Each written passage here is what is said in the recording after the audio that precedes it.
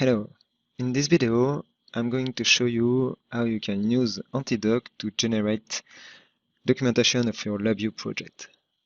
First thing to do, it's installing Antidoc. So you need to use a VI package manager. You can search for the package published by Lab and select Antidoc and install it. Once the tool is installed, you can find it in the menu Tools, Lab, Antidoc, Generate Project Documentation in LabVIEW. This will open this configuration window where you are going to select the project you want to generate the documentation, add a title,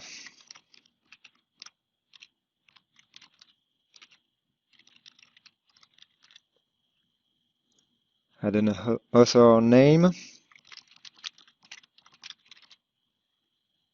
and an email.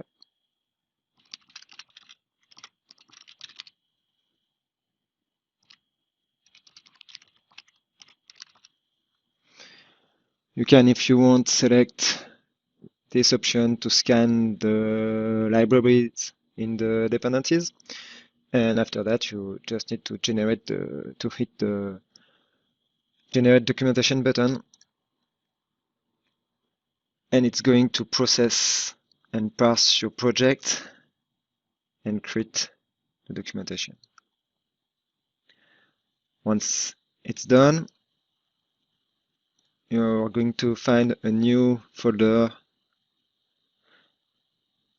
next to your LabVIEW file. This folder contains the file generated by Antidoc. This is a plain text file. You can open it with a text file editor. And this is what Antidoc is going to generate. But obviously we want a better document, and so we need to render this document. And the easiest way to do that is to use Google Chrome, and you need to install this extension, ASCIIDoctors.js Live Preview. Once this extension is installed, you have two configurations to make. So let's go to Options. And the first thing to do is allowing access to file URLs. So this is an option in the extension in Chrome, and you need to activate this option to allow the extension to open files and not URL. Second thing to do is to activate this option that will allow the extension to display the graph generated by Antidoc. So once the configuration is made, you just have to open the file in Chrome and you will get the full documentation. So you have a table of content, and as long as we have done our project with DQMH module, we can find the module overview. So you get the list of the module.